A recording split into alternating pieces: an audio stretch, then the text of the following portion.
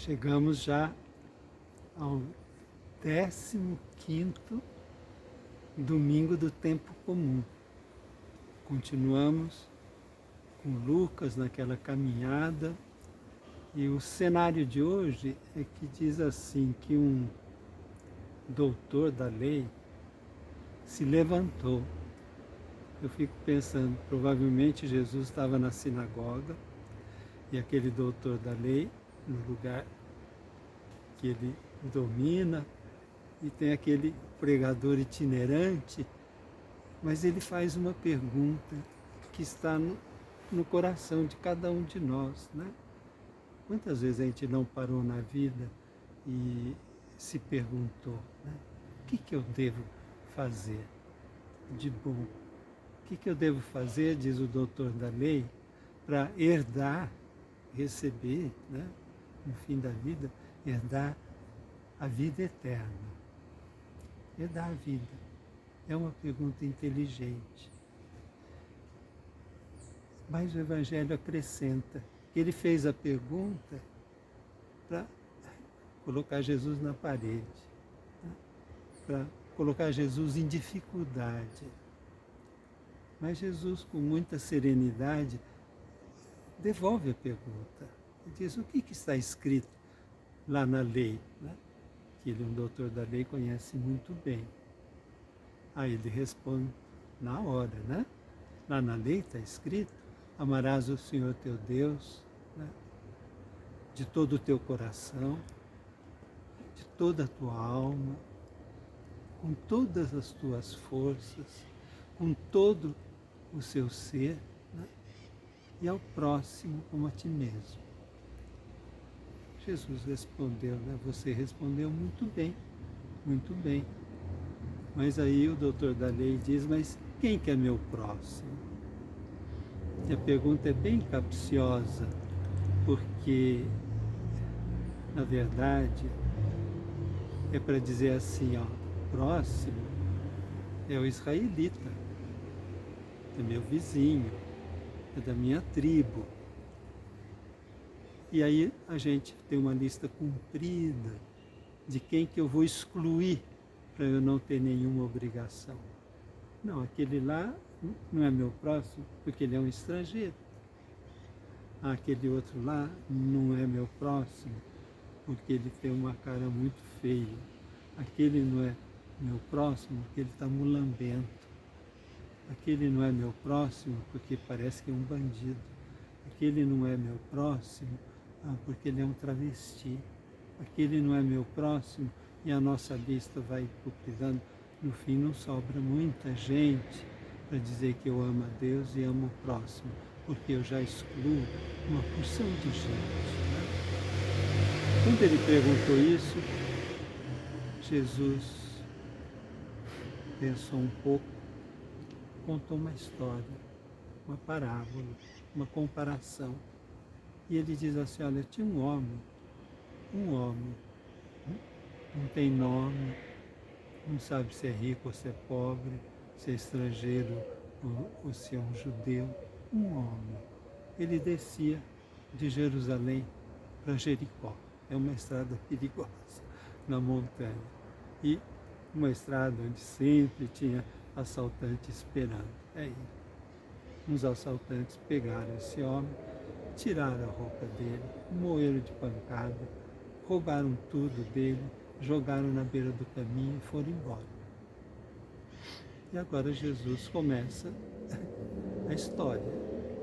Olha, passou um sacerdote, né? Um homem do templo, da religião, do culto, e ele viu aquele homem jogado lá na valeta, mas que depressa ele passou para o outro lado e foi embora. Depois desceu um levita, um funcionário do templo, também um homem do culto, né? Que a gente devia pensar assim, são os primeiros que vão acudir esse homem na necessidade. Ah, mas o levita também mudou de lado e foi embora. E aí desceu um samaritano, né? Era excluído, odiado pelos judeus, tratado como inimigo, como um religioso em que deturpou a religião, desceu o samaritano. Ele viu, não passou para o outro lado, não. Ele se aproximou, né, e teve compaixão, Tirou aquele homem do buraco, né, todo machucado. Jogou vinho para desinfetar, óleo nas feridas, amarrou, desceu, puxou a sua montaria, colocou o homem em cima e foi até chegar numa estalagem. Ele entrou, cuidou dele aquela tarde, aquela noite. No dia seguinte ele tinha que continuar a viagem, chamou o hospedeiro e colocou 2 moedas de prata, bastante dinheiro, e falou: o senhor cuida dele para mim. E quando eu voltar, se gastou mais do que eu já dei, eu vou pagar. E foi embora. E Jesus perguntou: quem foi o próximo daquele samaritano? Qual dos 3? E aí o doutor da lei teve que dizer: o próximo foi aquele que usou de misericórdia. E Jesus diz: vai e faz o mesmo. Essa parábola é para nós. É a mais importante do Evangelho, porque não é uma coisa ou outra. Ou nós nos debruçamos na frente àquele que está sofrendo e acudimos, ou toda a nossa religião não tem sentido. Então, pergunta para nós também, né? Como é que a gente está agindo? A gente vai pela calçada, vê um mendigo lá na frente, aí eu vou pular para o outro lado. Aí eu vejo lá uma pessoa, será que vai me assaltar? Já agarro minha bolsa, né? e passo meio de canto de esguelho. Ou então eu dou uma moeda para dizer: eu já fiz minha caridade, eu não tenho mais nada o que fazer. É uma revisão de vida profunda para mim, para cada um de vocês que estão nessa celebração, para a gente se perguntar: eu estou trilhando a única coisa que para Jesus é importante?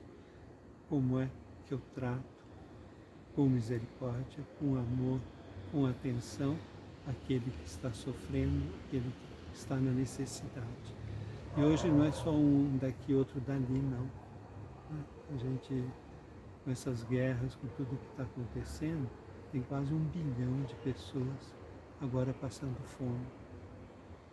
Tem centenas, milhares de pessoas morrendo, crianças, mulheres, debaixo de bomba, e todo mundo, né, de longe, não quer se meter porque são os grandes, briga de cachorro grande, ninguém se mete. Então a gente tem que rever, né, nossas igrejas. A gente festejou com aquele barco de solidariedade que foi chegando em Gaza. Todo mundo foi preso, como se fosse bandido, de querer levar comida, água, onde está faltando tudo. Então vamos pensar que essa parábola é para nós, para cada um de nós, para reorganizarmos o rumo da nossa vida. Amar a Deus que está longe, ou aparentemente longe, parece fácil. A prova de tudo é o próximo que está perto de mim. Que Deus nos ajude a termos um coração compassivo, caridoso e que busca a solidariedade e a justiça. Louvado seja nosso Senhor Jesus Cristo, para sempre seja louvado.